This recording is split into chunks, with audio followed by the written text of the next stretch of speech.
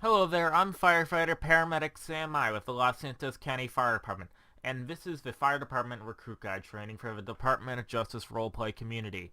In this video, we will go over all the core content that you will need to understand to pass the in-game portion of the training and to become a successful firefighter here in Los Santos. Before we start, some acknowledgements. This recruit guide and all of its content wouldn't be possible without the tireless efforts from the following dedicated people: Ian P., Ashton R., Michael Z., Sam I., Aiden H., Andrew N., Lawrence Y., Spencer H., and Jim S. We thank all of those dedicated people. Section 1. Welcome to your training. Welcome to your in-class training. Please make sure that you have at least 30 minutes to complete this portion of the training. If you have any questions, feel free to ask your field training officer or FTA. If you feel your FTO is going too fast, you can ask them to go over the content slower. You can watch this video, and then at the end you can ask the FTO in your training any and all questions that you have. If you complete both the in-class and the in-game training, you will achieve the rank of probationary firefighter. If, however, you do not pass the in-class or in-game training, you will have to wait a period of 7 days to retake the training. At the end of the in-game training, you will have to take an examination, which will assess you on your abilities. Rank structure. Rank structure is a chain of ranks which you may achieve as you get promoted within the department. The ranks are as follows: Fire Chief, Deputy Chief, then we have 2 Battalion Chiefs, 2 fire captains, the fire lieutenant, the EMS lieutenant. Then we have senior firefighter, firefighter 3, firefighter 2, firefighter 1, and probationary firefighter.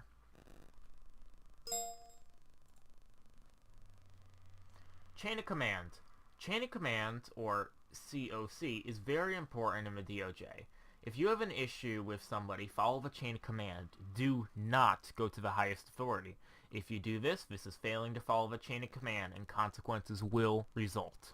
Chain of command is a group of individuals and supervisors that a firefighter reports to if there's a problem. Chain of command begins at the rank of fire and EMS lieutenant and ends at the highest authority within the department, the fire chief. It is highly important that you start from the bottom and work your way up. If there is a problem with your supervisor, go to their supervisor and continue that procedure until the problem is solved. If you feel you are being bullied or harassed, you can immediately direct this issue to any administrator or staff member that is on the TeamSpeak server. And if the issue is a persistent issue and or has not been solved, fill out an internal affairs complaint form. The link can be found in this presentation, or it can be found in the internal affairs office. After the fire chief and the chain of command, it is the directors. So starting with the chain of command, starting at the fire and EMS lieutenant in our own department and ends up the fire chief, we have the department staff, the department leaders, and the department head.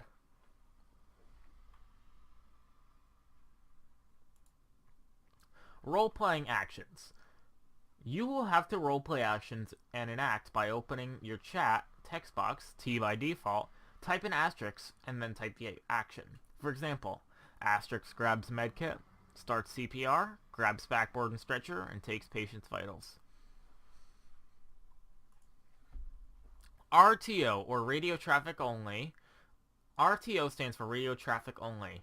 Radio traffic only means that only serious radio traffic, 10 codes and signals are allowed to be transmitted.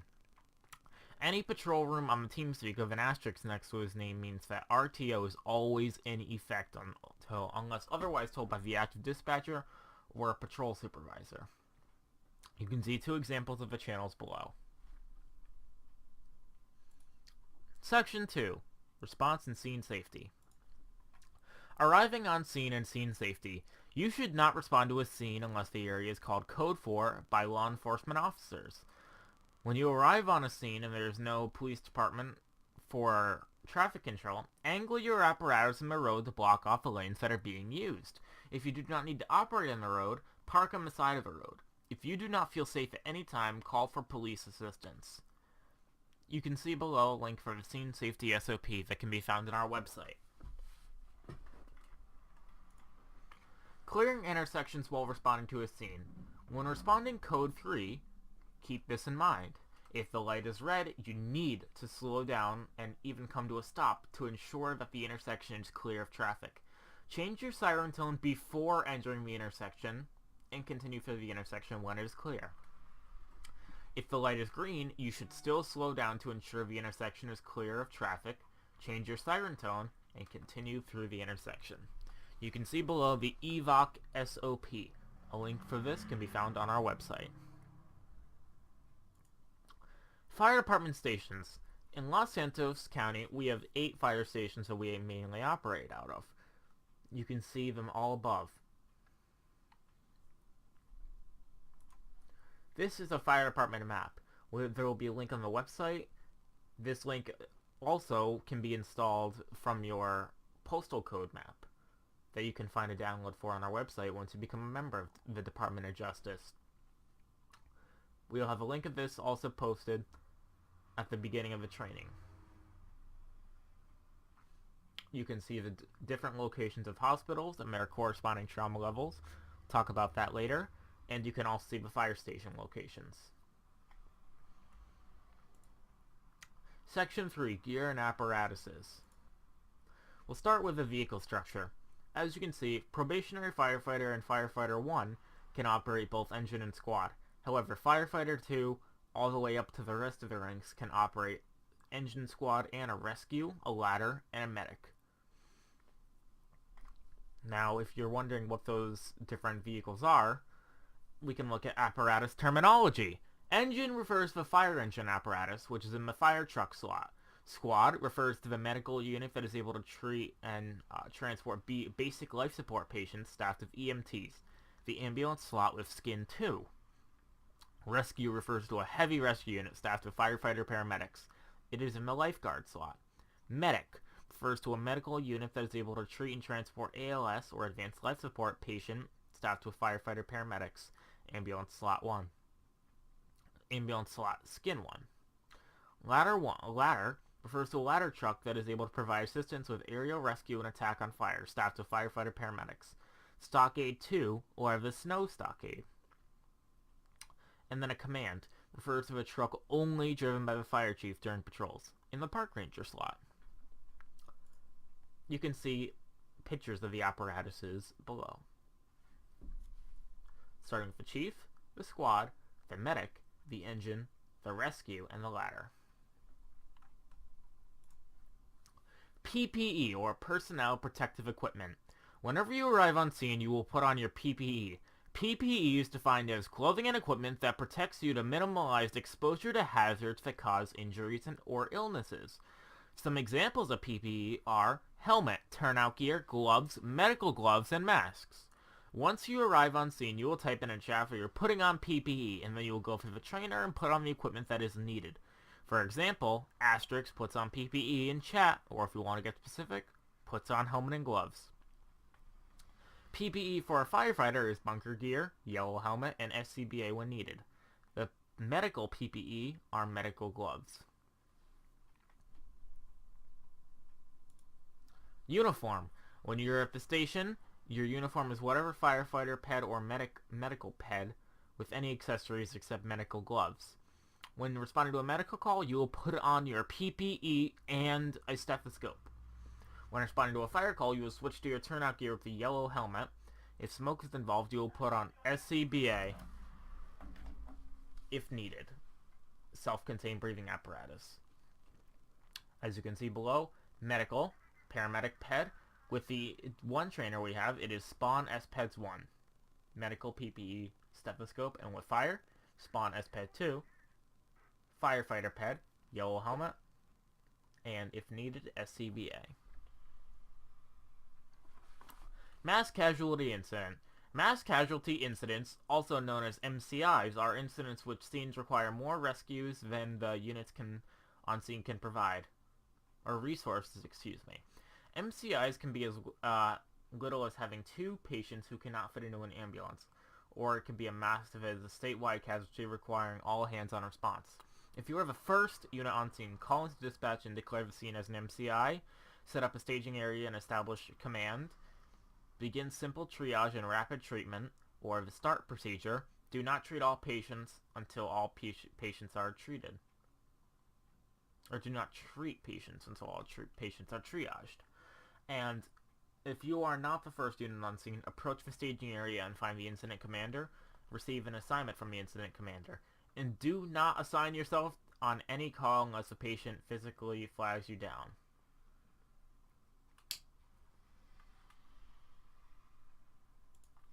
Communicating with dispatch, Section 4.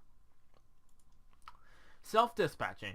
Self-dispatching is a term used to describe the act of attaching or responding oneself to a call without being authorized or assigned to do so by the active dispatcher. Self-dispatching is not to be used during any serious patrol unless told by the active dispatcher or a patrol supervisor that, quote, self-dispatch is in effect. If you are found self-dispatching, you will receive a verbal warning or a 1090 from your supervisor or the active dispatcher. Calling into dispatch. When you go into service, you will say Foxtrot, your unit number here, show me in service at station blank as apparatus. For example, Foxtrot 100, show me in service at station 2 as engine 2. Then you'll find the station map again to know which station you'll be at. We will distribute that map throughout this training. For example, when you get a call while in service, instead of saying Foxtrot 100 to dispatch, you would then say engine 2 to dispatch if you were assigned to station 2 as the engine. Another example, apparatus to dispatch. You will not call in as a Foxtrot unit to dispatch. Codes and signals. So common codes and 10 codes are listed below that the fire department uses. The fire department does not use any other 10 codes other than the ones listed above. However, you will hear many of these. Key, priority, you can see the red calls are priority calls, and the black calls are commonly used calls. 10-3, stop transmitting. Signal 100 is hold all but emergency traffic. Code 0 is game crash. Code 4 is under control. 10-8 is in service. 10-7 is out of service. 10-6 is busy. 10-41 is beginning tour of duty. 10-42 is ending tour of duty. 10-90 is an in-game warning. A 10-93 is removed from game. 11-44 is a person deceased. 10-51 is requesting towing. 10-52 is requesting EMS. 10-53 is requesting fire. Now below you can see a list of calls that only the fire department uses. So we have a code blue, which is a loss of pulse. So you will start CPR. Code red is activating the trauma code or the 5-minute timer. Next you can see priorities and codes. Code should be used when responding to scenes. For instance, if you were an engine who gets called to a scene, you will respond code 3, or however requested by dispatch. Priorities are used when a medical unit is transporting to the hospital. That is key to organization. You will never respond priority 3 to a scene. You will only respond code 3 to a scene. You will then respond priority 1 to a hospital. Priority 1 is highest priority transport, full lights and sirens. Priority 2 is medium priority transport, sirens to clear intersections. And low priority transport or routine with no lights and sirens is priority 3. An inverse is the code. So code 1 is no lights and sirens. Code 2 is lights and sirens may be used if necessary to clear heavy traffic and intersections, and code 3 is life-threatening emergency. Lights and sirens speeding is authorized to clear intersections and heavy traffic. Some codes and signals advice. If you are in a serious patrol with RTO and someone calls the code that you don't know, or you don't know what code to call in, just transmit the message in plain English. It is better to convey your message in plain English than to convey the wrong message. For example, if I forgot that code red meant trauma alert, I would just call into dispatch and advise them to start a trauma alert. Yeah. And if you have a tablet, laptop, or second monitor, it is helpful to have the codes pulled up so you can refer them as needed during a patrol. All codes are available at the top of the TeamSpeak server. You will see a channel called 10 Codes where you can simply look at the description and see there. Mutual aid. When we are in patrol, There are sometimes cases in which there are only a limited amount of fire personnel in service. If you ever run into a situation where you do not have enough resources to accommodate a scene, or you are unable to go to a call because you are busy, you should advise dispatch to contact county or county mutual aid. Here at the Department of Justice, we call the AI emergency service, or as county units, whether it is a fire engine, an ambulance, a fire investigator, a coroner, a tow truck, or any other applicable service. For example, if Station 3 got called to another scene but we were already on a call, I would advise dispatch to have county start for mutual aid. Communicating with dispatch on scene. When arriving on scene, the highest ranking member on scene will establish fire EMS command. To do this, you will say apparatus number establishing street name command. For example, engine 1 establishing Joshua Road command. All traffic will go through scene command before relayed to dispatch. For example, if squad 1 wanted to respond to their ambulance, she would request it from the scene commander. Scene command would then relay the message to dispatch. Only the scene command will communicate with dispatch while on scene. Also, the scene command will then switch from using the apparatus call sign as the communicating call sign. They'll use the command.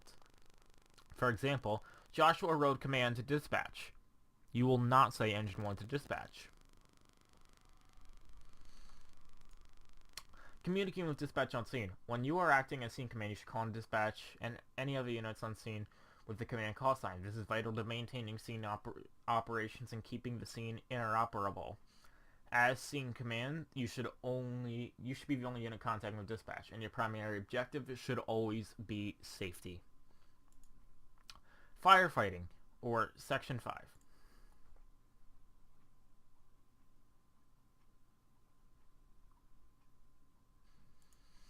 Equipment. During your employment with the fire department, you'll be responding to scenes and calls, each requiring different tools and skills in order to effectively and efficiently complete those calls and scenes. Below is a list of equipment kept on all firefighting apparatuses. A supply line, a line that is used to link a hydrant to an engine to ultimately supply it with water.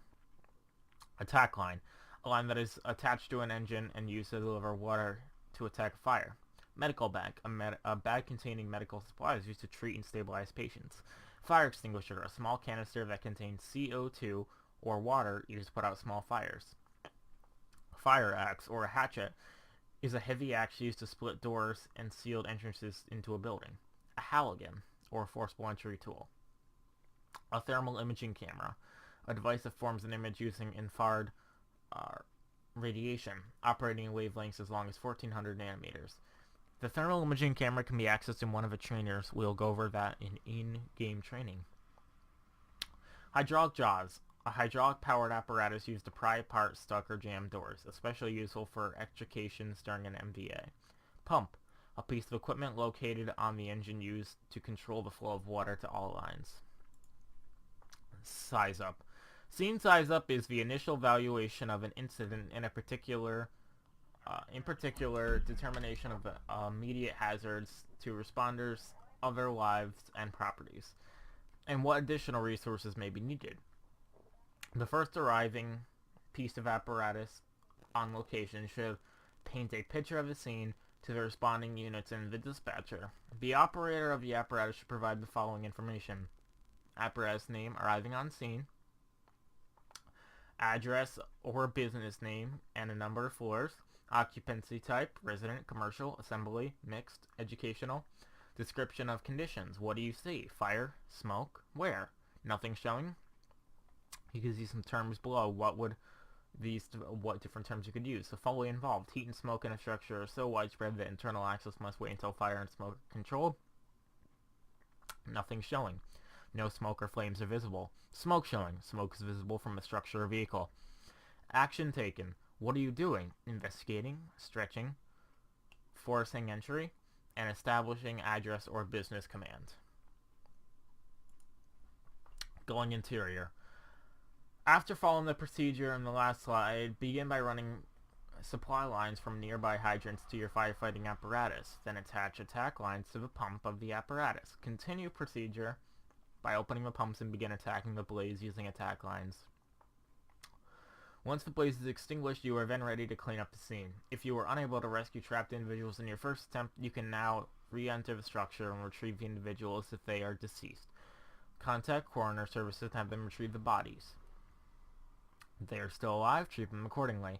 After completing scene cleanup, you are now ready to return to the station and go back in service. And if you are still interior and you have used 2 bottles of oxygen for your SCBA, you are required to be evaluated by medical personnel if around.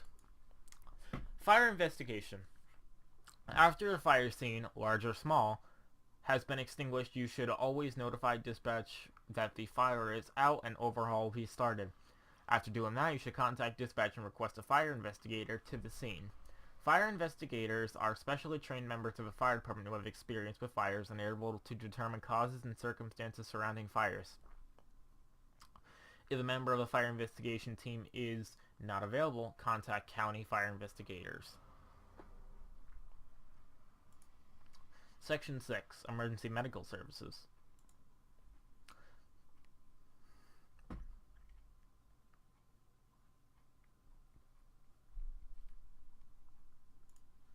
Arriving on scene.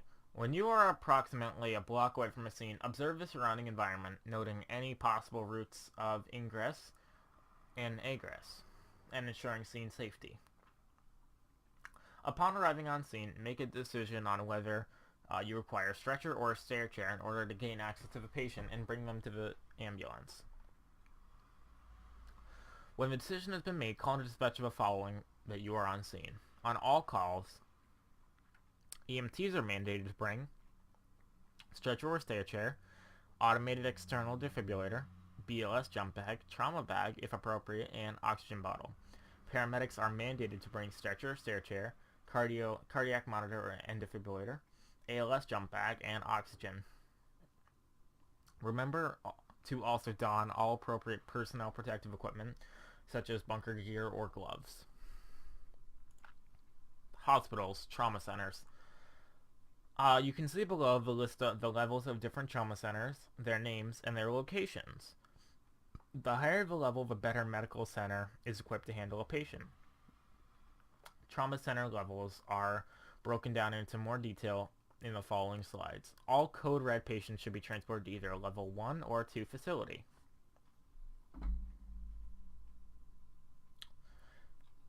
Hospitals. Specialty care. So basically below you can see a list of different hospitals and what they can take care of. Based on the nature of the call, please transport patients to the nearest appropriate facility. This graph will be found on the fire department website.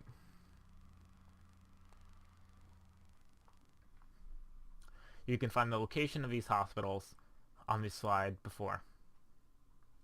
Hospitals, clinics. Eclipse Medical Tower and Portela Medical Center are medical clinics. Priority patients are not to be transported to these facilities. Patients are only to be taken to these facilities if they do not require immediate medical attention.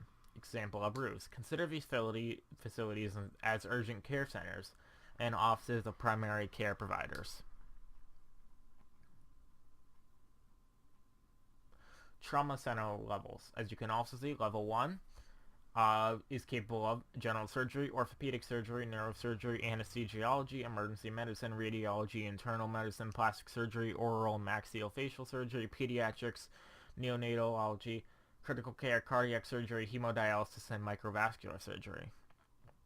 Level 2 is the ability to initiate definitive care for all injured patients capable of orthopedic surgery, neurosurgery, anesthesiology, emergency medicine, radiology, critical care, cardiac surgery, hemodialysis, microvascular surgery, and pediatrics. Level 3 has the ability to provide prompt assessment, resuscitation, surgery, intensive care, and stabilization of all injured patients and emergency operations capable of emergency medicine, general surgery, anesthesiology, and pediatrics. Level 4 has the ability to perform advanced trauma life support, to transfer higher levels of facilities capable of emergency medicine, general surgery, and pediatrics. Level 5 is the ability to provide initial evaluation, stabilization, and diagnostic capabilities capable of emergency medicine, general surgery, pediatrics, and is not open 24 hours a day. Urgent care centers are a level 5 facility.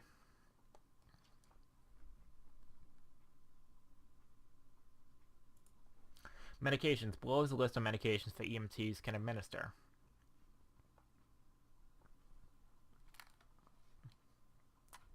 You can see we have acetaminophen, albuterol sulfate, aspirin, oral glucose, oxygen, and naloxone or Narcan. You can see the actions that each will do.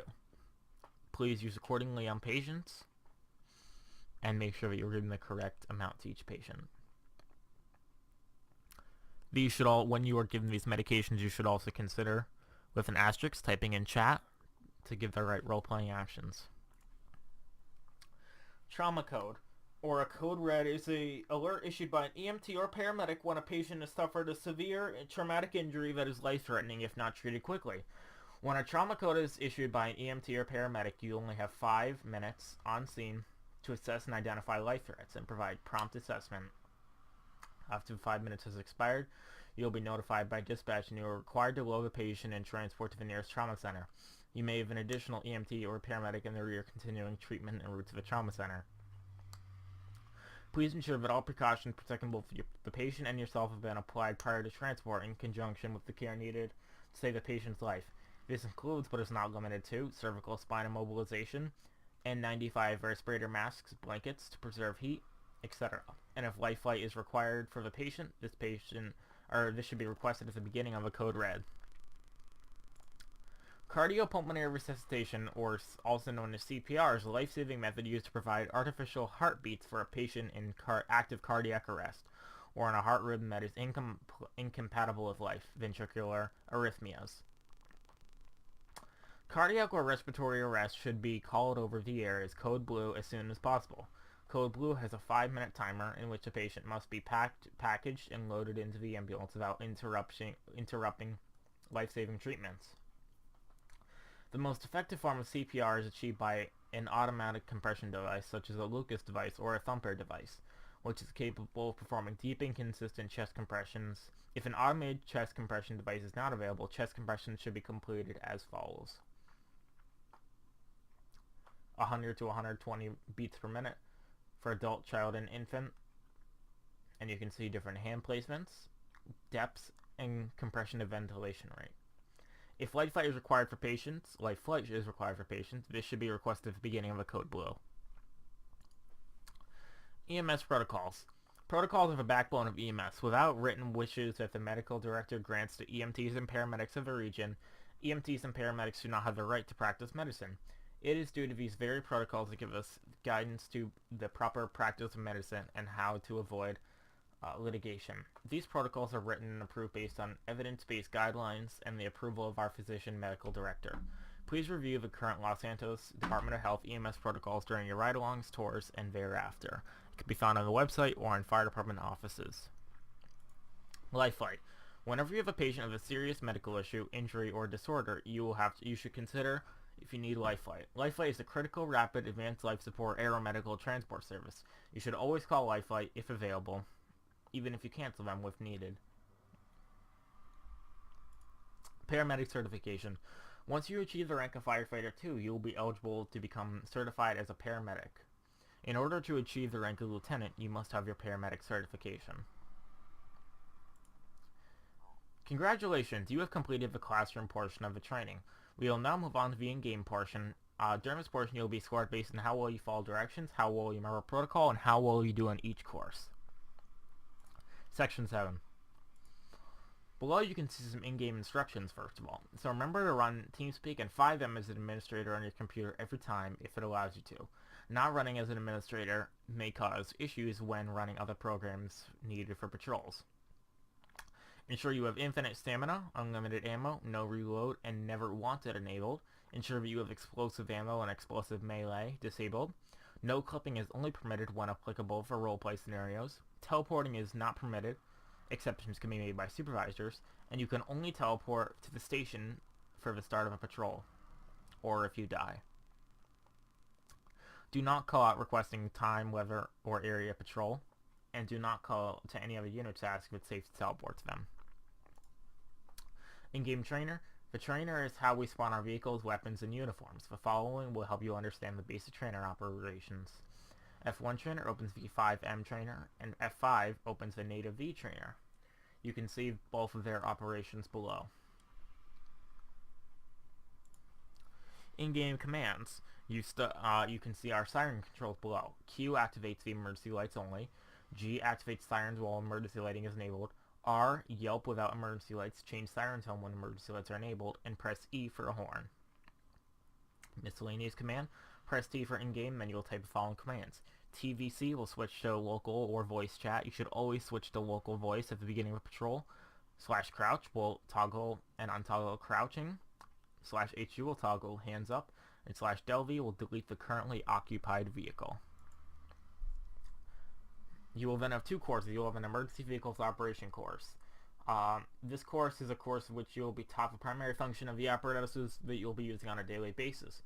This is a challenging course meant to teach you that you will not always have control. However, it will train you how to handle those situations in the event they do happen. This course will also teach you emergency and code driving. Your FTO will explain the course further in game. Listen very closely and be sure to follow directions and stick to protocol. Lights and sirens do not mean that you have the right to override existing road procedures. Lights and sirens are a request for the right of way. Any and all traffic accidents will have consequences similar to those while driving under normal conditions. Please advise dispatch and a supervisor or senior member of the fire department when a motor vehicle accident has occurred during emergency vehicle operation. And fire medical scenes. Your FTO will set up an active fire scene and medical scene. They'll be looking for your roleplay abilities as well as how well you can stick to the protocol stated above. This scene will be random and may be simple or complex. Be prepared and be sure to stick to protocol.